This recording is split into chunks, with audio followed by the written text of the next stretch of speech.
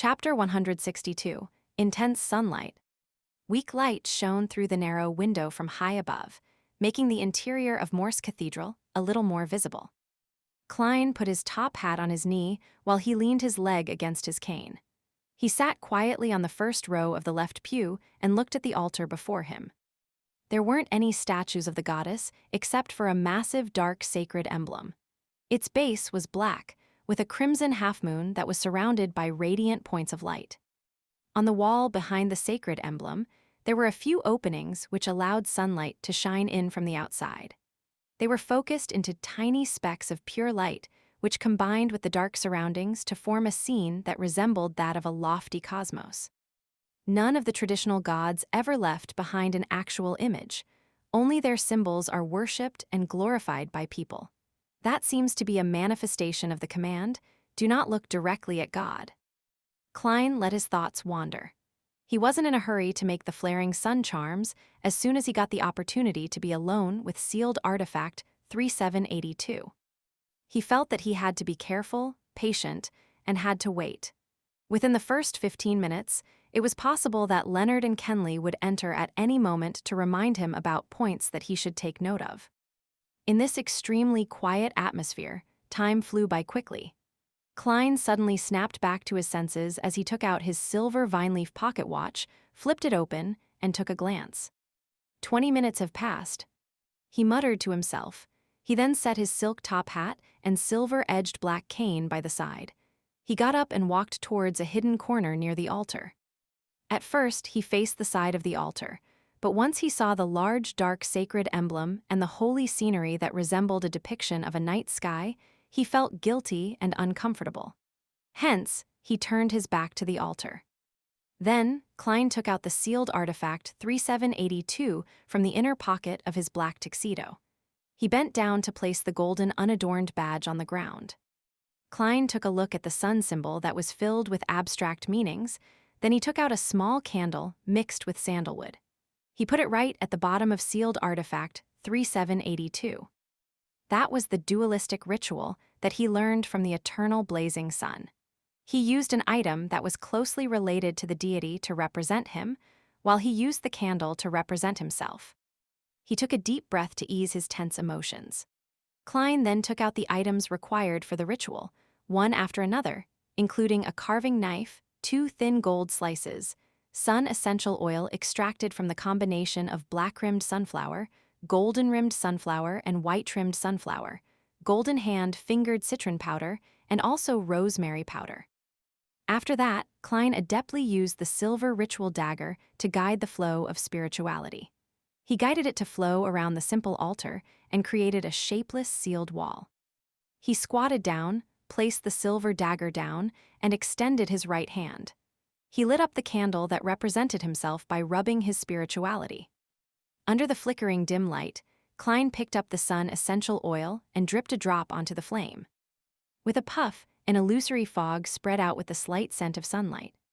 After burning the fingered citron and rosemary powder, Klein held the carving knife and golden slices. He stood up, took a step back, and then recited in Hermes, the blood of the eternal blazing sun. You are the inextinguishable light, the embodiment of order, the god of deeds, the guardian of businesses. Inextinguishable light, embodiment of order, god of deeds, and guardian of businesses were all parts of Eternal Blazing Sun's honorable titles. If there wasn't the prefix of the blood of the eternal blazing sun, the ritual would require the god's response to proceed. If so, Klein suspected that the eternal blazing sun would recognize him as the disrespectful person that looked at him directly. Then, Leonard and Kenley would only find a pile of black ashes when they entered. Plus, the ritual had to be conducted via ancient Hermes, a ritualistic language that stemmed from nature. Only a language without any protection but had outstanding effects could allow an incantation to sidestep around the eternal blazing sun and point towards the mutated sun's sacred emblem.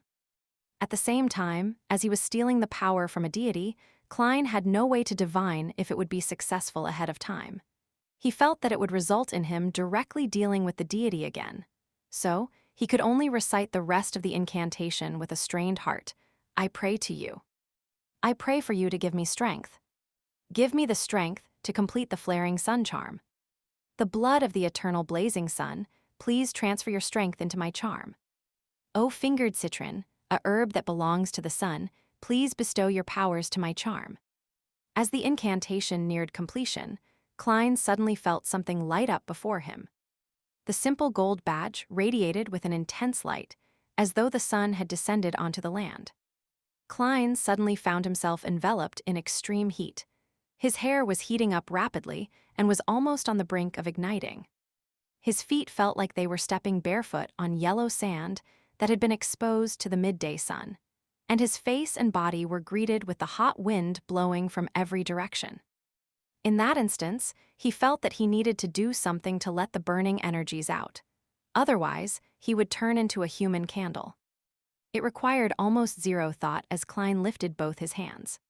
While his thoughts were boiling over like porridge, he relied on the combination of his spirituality and the strong winds, as well as his instincts and ritualistic guidance, to begin etching symbols, corresponding path numbers, magical characteristics, and ancient incantations onto both sides of the gold slices with his carving knife. Outside the church, Leonard was standing in the shadows to hide from coming into contact with direct sunlight. Suddenly, the sunlight intensified, like the hottest days of a year in early July. He squinted his eyes and looked towards the sky. He saw that the blue sky had no clouds or dust. It was so pure that it made people gasp with admiration. Such strange weather. Beside him, Kenley also noticed the changes in the sunlight. Leonard responded with a smile when he suddenly turned his head. He knitted his eyebrows slightly and cast his gaze towards the cathedral. Luckily, Razen isn't here. Otherwise, she would be complaining about the sun tanning her skin. Leonard looked away and said with a smile. The blazing sunlight remained intense for a few minutes before it returned to normal. In the cathedral, Klein's carving knife finished the final stroke. As he finished the magical characters that represented light, the spirituality on both sides of the gold slices suddenly melded together, as the light converged onto the metal. No, this is even closer to godhood. Klein was finally relieved from the boiling and burning sensations. He examined the two flaring sun charms in his hands with a clear mind. The golden luster on the surface of the charms had turned dim, and the pattern looked ancient yet complex. There was a warm, damp feeling that seeped into Klein's skin bit by bit. Not bad, I finally have a more impressive trump card, Klein sighed emotionally. He set the activation incantation for the flaring sun charms as the word light in ancient Hermes. I want light and there will be light. He quipped, amused. Then, he put the flaring sun charms into another pocket. He didn't put them with the slumber, requiem, and dream charms because the flaring sun charms would decrease their efficacy period. Yes, the power of the flaring sun charms can be maintained for at least a year or even longer. Klein reined his thoughts back and looked at the mutated sun's sacred emblem on the ground. It didn't look any different on the surface, and it still gave off feelings of warmth and purity. Klein finally relaxed and quickly completed the ritual and removed the spiritual wall. At that point, he thought to examine himself. He realized that his clothes were almost drenched and he was covered in sweat. The edges of his hair were slightly curly too. Thankfully. Klein sighed in satisfaction. He put away his things and returned to his original seat. He was so exhausted that he slept the moment he sat down until he was woken up by footsteps. His eyes shot open, and he touched the flaring sun charms subconsciously to see if they were still there. You don't look all right, Leonard asked as he entered the cathedral. Klein massaged his temples, stood up and smiled. I'm nearing my limit. He took out his silver pocket watch and took a glance. Just in time, it's your turn to look after sealed artifact 3782. Before he finished speaking, Klein took off the mutated sun's sacred emblem and passed it to Leonard. Leonard watched Klein walk out of the cathedral. Then, he dropped his frivolous attitude and examined sealed artifact 3782 attentively and seriously. He grew confused and looked bewildered. After the shifts ended, the three Nighthawks began their journey back.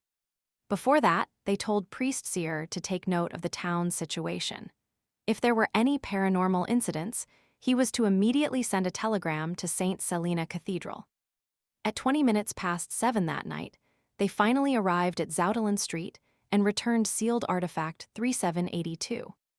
When he had made sure that the captain didn't notice anything unusual, Klein left the Blackthorn Security Company and arrived home before 8. He took out his keys and opened the door, only to see an unknown figure. It was obviously a maiden who wasn't even in her 20s. She was in an old, grayish-white dress, and she was wiping the dining hall with all her might. She had black hair and brown eyes. Her eyes were small, her nose wasn't sharp enough, and her facial features were very ordinary. "Who is this?" Klein was stunned at first. Then he realized that she was most likely the maidservant that had come for a trial. At that moment, Benson lowered his newspaper and looked at his brother. He smiled and said, "A company that doesn't allow employees to leave the office on time is annoying. But it provides a salary that can counteract any kind of dissatisfaction," Klein replied with a laugh. "When Miss Justice's £300 reach me, I'll inform Benson and Melissa about my raise to £6 a week. That way they would worry less about our family's finances." Klein thought as he put his cane aside and took off his top hat. He walked to the living hall and lowered his voice as he asked, "Have you made a choice?" He had divined the information of the 3 maidservants the day before, and he had found that all 3 were suitable. Hence, the decision was left to his brother and sister. "Yes, Bella, weekly salary of 5 solely. She's very willing and also capable of learning cooking. She hopes that she can become a home chef, at which point her weekly pay will double. Her father is a factory worker at the Tingen Steelworks Union Factory, and her mother is a laundry worker," Benson replied with a chuckle. "Of course, another thing that led Melissa and me to the decision is that the other 2 servants believe in the Lord of Storms, and she is a believer of the goddess. I personally don't mind the believers of the Lord of Storms, but Melissa didn't quite like the idea. It wasn't that Melissa didn't like it. A more accurate description would be, I grieve at their misfortune and am infuriated at their refusal to resist." Yes, it was said by Lu Xun. Klein recalled his sister's behavior and revealed a smile. Benson didn't elaborate further. He put down the newspaper and stood up. "Since you're back, let's have dinner." The next day, Klein entered the Blackthorn Security Company in a good mood. "Good morning." Rosin looked to the left and then the right. Then she said, "Old Neil is sick, let's go and visit him at noon. What say you?" "Old Neil is sick?" Klein asked in surprise. Could it be that the ritual for treating diarrhea caused severe constipation? Well, from the way he acted after learning of the acting method, it's not impossible for him to suddenly fall sick. He's getting old, so once his mind turns frail, his body would also suffer from those ramifications. Rosin nodded and said, "Yeah, he sent someone to the captain to request some time off." Klein nodded slightly. "Let's visit him at noon. Old Neil Shore is pitiful.